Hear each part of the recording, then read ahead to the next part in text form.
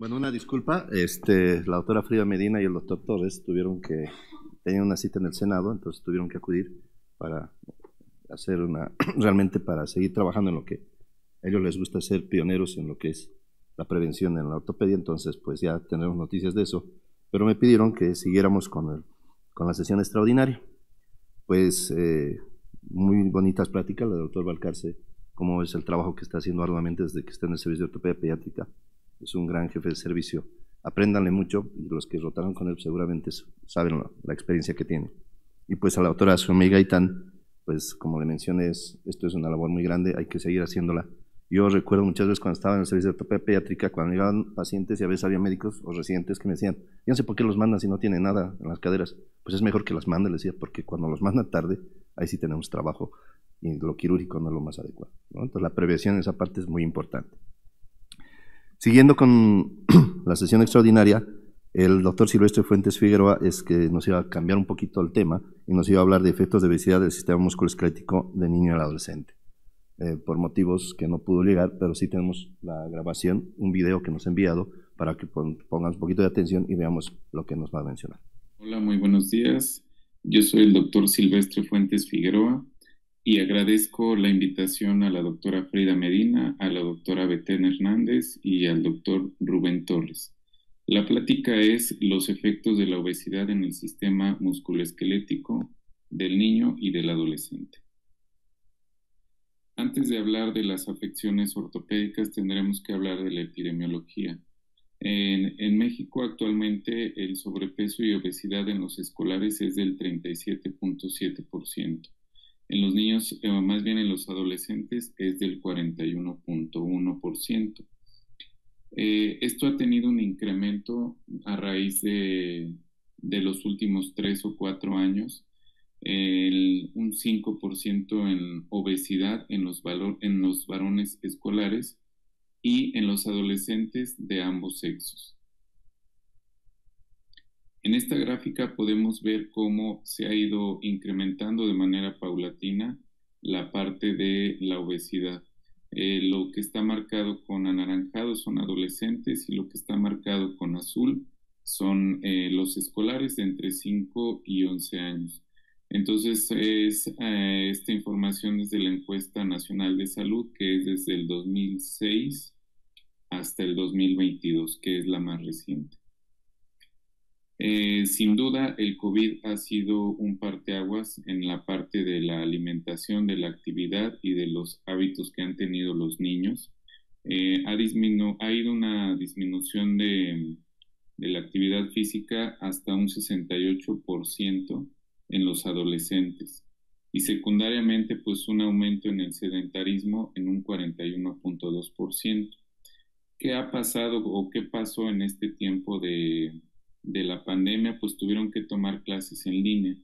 Eso los tenía pues libres de estar en casa y libres de alimentarse de la manera que pudieran. Si estaban los papás, era un poco supervisada la alimentación, sin embargo, en algunos casos no fue así. Entonces, en esa etapa disminuyó el consumo de alimentos saludables y además se incrementó el consumo en un 21.9% de alimentos que tenían altos contenidos de azúcares. Estos datos son igualmente de la Encuesta Nacional de Salud y Nutrición, pero sobre el COVID en el 2022. ¿Cuáles son las alteraciones ortopédicas relacionadas con la obesidad? Bueno, son varias, vamos a mencionar las más importantes. Las patologías por carga o cizallamiento, el mayor riesgo de una fractura, la complicación en el tratamiento de una fractura o una cirugía ortopédica y últimamente esta asociación con la vitamina D. Comenzando por la alteración de la alineación de las piernas. Nosotros tenemos que el geno valgo y la obesidad está relacionado por la carga que tiene en la zona de crecimiento, es decir, que si hay una deformidad en un sitio de carga, aquí es donde se va a ver más afectado la parte del crecimiento y le llamamos valgo cuando se desvía la alineación de la rodilla hacia el centro del cuerpo. Entonces nosotros tenemos que esta carga axial afecta las caderas, rodillas y tobillos. Es más frecuente en las mujeres por las caderas que son más anchas y tienden las rodillas a tener un valgo más incrementado que los varones. Sin embargo, esto se puede presentar en hombres o mujeres. Entonces, hay un estudio que se hizo en el Hospital Shriners en el 2022, en el cual vieron que había una relación directamente proporcional con el sobrepeso y obesidad y el valgo que presentaban los pacientes. Es decir, que si tenían mayor peso, iban a tener una mayor deformidad. Y desafortunadamente hasta el 72% de los pacientes que tenían este valgo tenían sobrepeso u obesidad. A continuación vamos a ver un ejemplo en el cual tenemos aquí lo que les comentaba. Si yo marco una línea del centro de la cadera al centro de la rodilla, esta línea tendría que tocar el centro de la rodilla. Sin embargo, aquí vemos cómo está hacia el centro del cuerpo la alineación de la rodilla y tenemos ese valgo. Y este es un caso de un masculino de 11 años de edad, en el cual por esta edad justamente hacemos un tratamiento que se llama un crecimiento guiado. Es decir, que detenemos el crecimiento de la parte medial de la zona afectada para que siga creciendo la parte lateral y se vaya alineando. En ese sentido, aquí vemos cómo están puestas estas placas para detener el crecimiento de la parte medial del fémur distal y de la tibia proximal bilateral. Ese es en el momento de los 11 años. Aquí tenemos una imagen más o menos a los 14 años. Vean cómo ya se tiene una corrección adecuada y hay una divergencia en la posición de los tornillos que es diferente a comparación de cómo se pusieron. Eso quiere decir que ya están haciendo su efecto de detener ese crecimiento. Están teniendo una zona de tensión en este sitio, por eso es que se van abriendo los tornillos de las placas. Y finalmente a los 15 años se retiraron las placas y vemos ya no hay una zona de crecimiento, es decir que esto ya no va a desviarse. Y entonces, como les comentaba, ahora sí, marcando una línea del centro de la cabeza del fémur al centro del tobillo, pues cruza perfectamente la mitad de la rodilla. Entonces ahí tuvimos una adecuada corrección. También se puede afectar en el otro sentido, afectarse en varo. Es decir que ahora esto no se afecta hacia el centro del cuerpo, sino a la inversa, ¿no? Se separa de la línea media del cuerpo. Y este es un buen ejemplo porque se presenta generalmente en los pacientes más jóvenes. Yo puse aquí enfermedad de Blount porque es una afección que directamente está relacionada a la edad, es decir, que cuanto más pequeños puede deformarse más esta enfermedad. Esta enfermedad tiene un cierre prematuro de la parte medial de la tibia. Entonces el sobrepeso, como es en el mismo valgo, la carga axial afecta esta deformidad, entonces obviamente se va presentando más acentuada esta deformidad conforme van creciendo. Y en este estudio que se hizo en el 2007, vieron la comparación de los niños que tenían enfermedad de Blount de inicio temprano, alrededor de los 3 a 5 años, o inicio tardío, después de los 7 años. Entonces vieron que aquellos niños que tenían un índice de masa corporal mayor a 40% era significativamente diferente a los otros niños. Entonces este índice de masa corporal en estos niños de inicio temprano deforman más estas rodillas. Aquí tenemos un ejemplo, es un niño de 3 años. Lo que me refería es esta parte que se ve afectada de la tibia proximal, se ve incluso una inclinación Y secundariamente hay un ensanchamiento de la cortical medial de la tibia de manera bilateral. Sin duda sabemos que también hay una afección en el fémur, pero en este caso se comenzó el tratamiento en la parte de las tibias, igualmente un tratamiento para detener el crecimiento lateral para que crezca la parte medial y secundariamente se vaya alineando. Aquí lo tenemos a los 3 años, en este es una vista más o menos a los 6 años de edad. Sin duda, como les mencionaba, la parte del fémur evidentemente que tiene una alteración, pero si lo comparamos a como estaba 3 años antes, pues ya es diferente, ¿no? Esto se va compensando conforme se va alineando el sitio donde está la afección. Y lo que les decía de las placas, aquí los tornillos están paralelos, aquí están divergentes, quiere decir que están haciendo el efecto de detener el crecimiento de esa mitad de la fisis de la tibia proximal.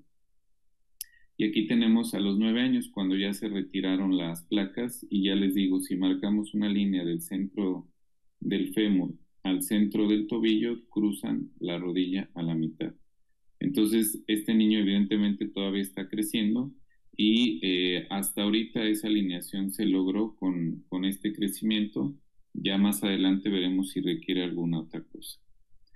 Sin duda, la epífisis o listesis femoral proximal es de las enfermedades más frecuentes, si no es que la más frecuente relacionada con el sobrepeso. La epífisis o listesis femoral proximal está determinada por varios factores.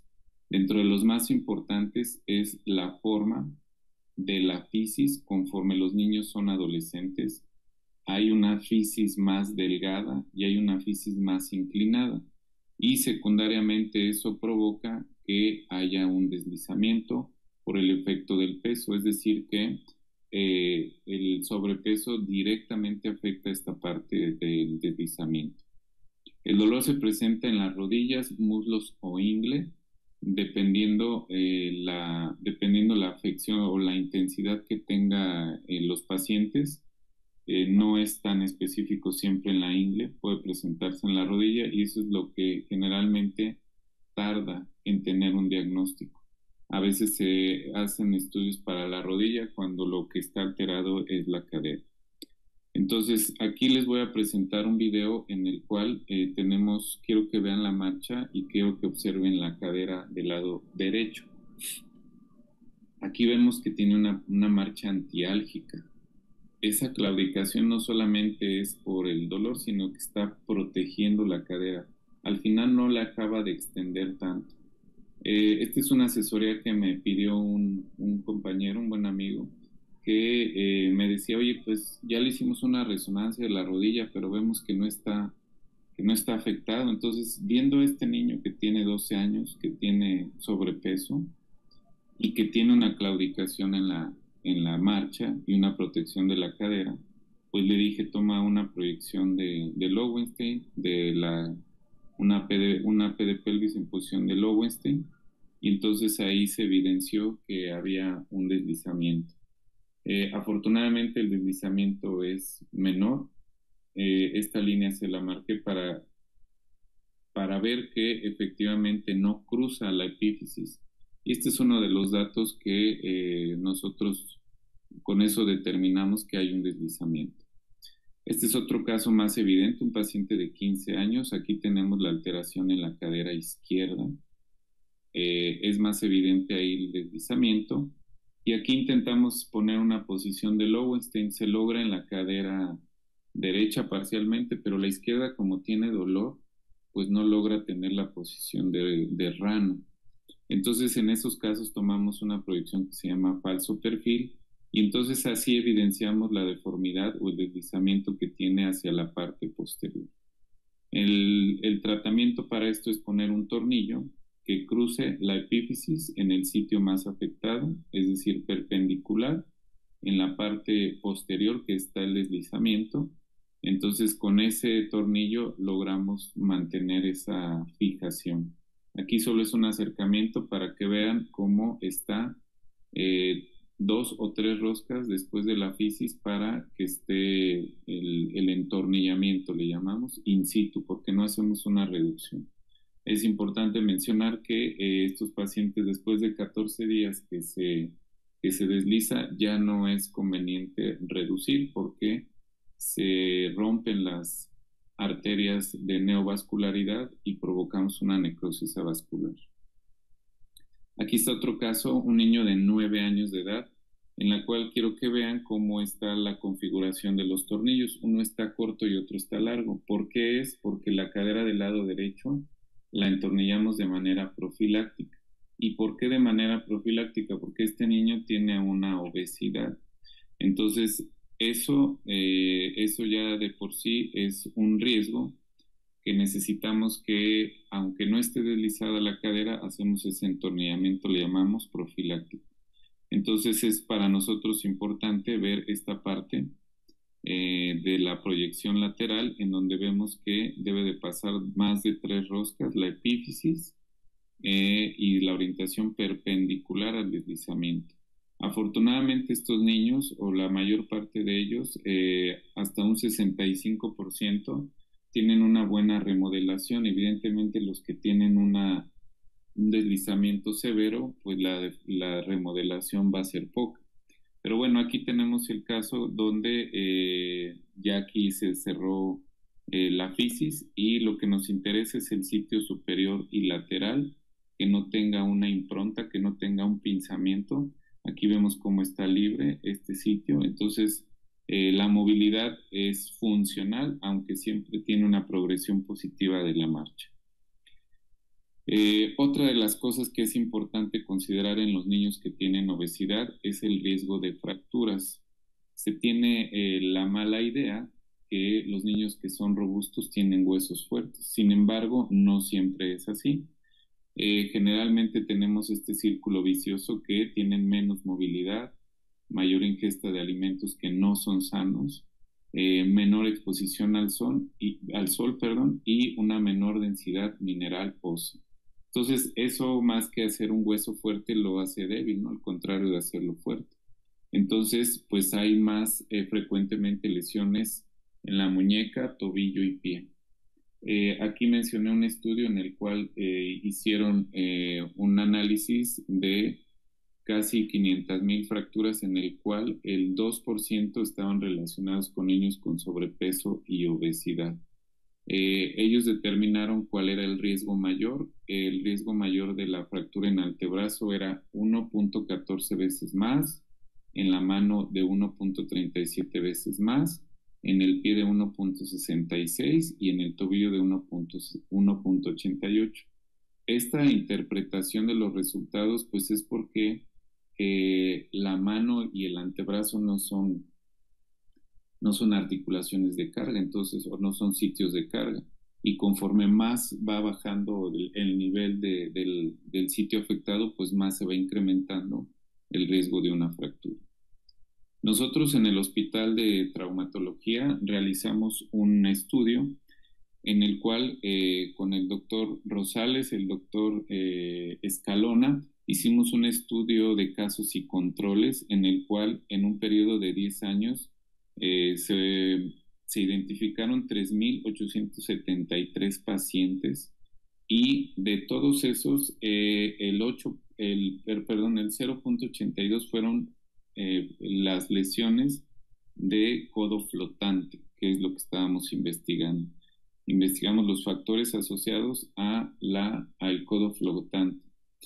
Entonces, esta fue la incidencia y nosotros hicimos 32 casos, que eran los 32 de codo flotante y otros 62 controles, con una edad entre 5 a 15 años y el promedio fue de 9 años.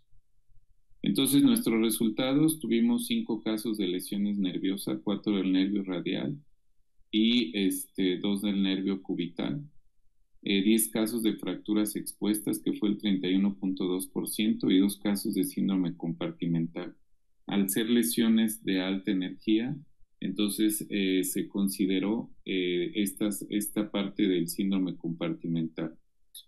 ¿Qué otros resultados tuvimos? La parte del mecanismo de lesión. Las caídas de más de 1 metro de altura fue la mayor causa. Sin embargo, después seguía las caídas de propia altura y las caídas en bicicleta. Entonces de esta parte nos llamó la atención cómo alguien que se cae de su propia altura tiene una afección más que andar en bicicleta, ¿no? Entonces, dentro de los resultados se hizo un análisis inferencial en el cual se determinó cuál era el índice de masa corporal. Bueno, aquí nada más era el promedio del índice de masa corporal, 41% normales, 32% con sobrepeso, obesidad grado 1, 22 y obesidad grado 2, el 5%. Entonces, ya como les comentaba, al hacer el análisis inferencial, no hubo diferencias significativas del codo flotante con el mecanismo de lesión, el lado afectado ni la edad. Lo que sí fue diferente fue el índice de masa corporal, justamente la parte de el mecanismo de lesión. Esta es la interpretación que nosotros le dimos, que pues los pacientes que tienen sobrepeso u obesidad, pues sí tienen una diferencia significativa entre el grupo control, con una chi cuadrada de 0.017. Entonces, ¿qué es lo que interpretamos? Que el mecanismo de lesión es incrementado, o la potencia del mecanismo de lesión es incrementado por el sobrepeso y la obesidad.